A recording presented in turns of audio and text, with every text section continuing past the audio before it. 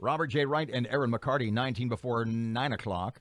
Missy Setters is the Walk-Ons Independence Bowl Executive Director. Hey, Missy, welcome to KEEL. Merry Christmas. How you doing? Hey, same to you. Doing fine. The Independence Bowl date is December 27th. Temple, Rice. We heard some of the comments this week from different folks talking about whether or not bowl games will still mean the same. Do you have an opinion on that? You sent me a text yesterday. It was kind of interesting. Yes, I do, and here's why. If you talk to the players and if you see the players and if you're around them during a bowl game, no matter who they are, I think you understand how important bowl games are, no matter what bowl game it is, what level it is. I think you've seen over the past few years, last couple of years in particular, some people, maybe just media-related, who are trying to make them all insignificant.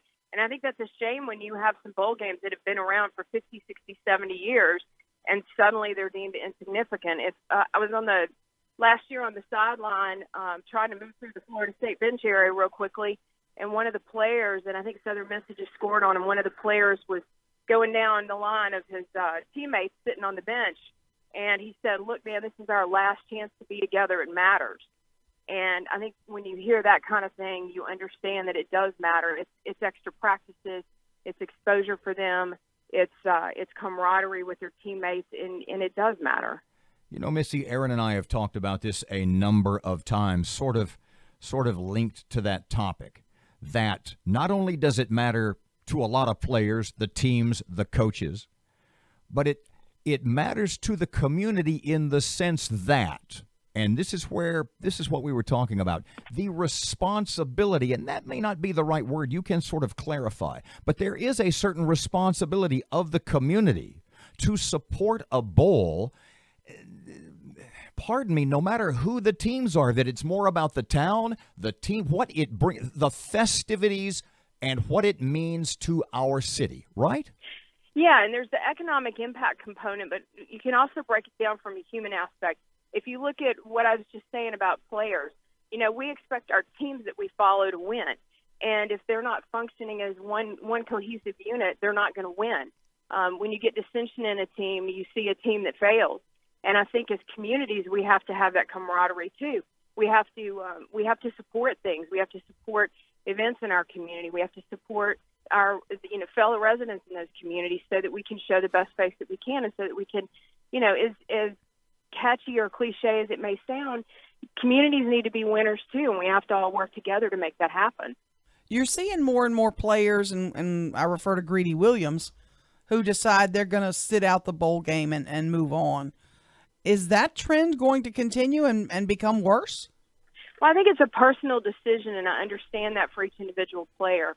But you also see, you see one guy on a team that says, I'm going to forego the bowl game, but how many other seniors are on that team?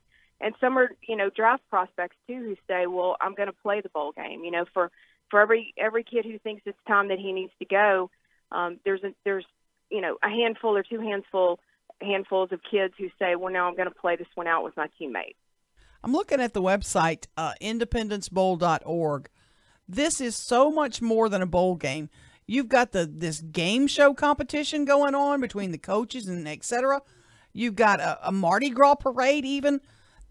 People need to find out. And biggest pot of gumbo. Yes. Yeah. I'm looking forward to so many of these events.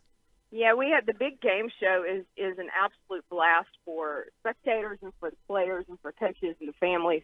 And it's only $5 blast to go with your family and have a good time. And, we've got about, I think, 15, 17 events during our 4 days that will be going on. A lot are public. We've got the FCA breakfast that's public. We've got, the players are going to be going to Barksdale. The players are going to be doing community service at the food bank. They're going to be doing community service with Sleep in Heavenly Peace.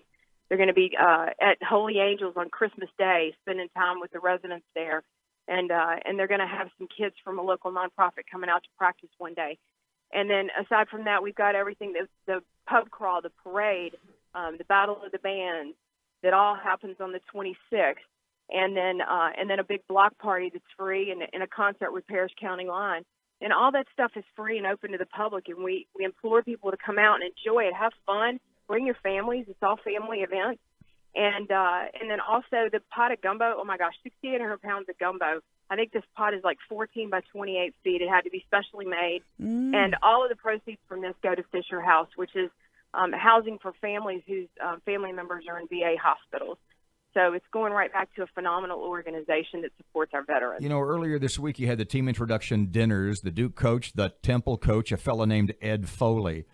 And I said on the radio, we played his soundbite, that minute-long soundbite, about 10 times.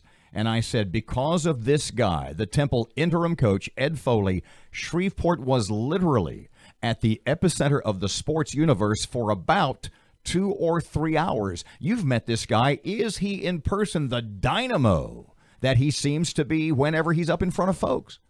Absolutely. And the interesting thing is, an absolute gentleman, very just wonderful person, the kind of person you want to be around. And then, man, when it comes time, he kicks into that coach mode. And, you know, people were posting gifs of running through walls and things like that, and you love seeing that. But he's the kind of guy you want your son to be around. If your son's playing football, that's the kind of coach you want him to be around.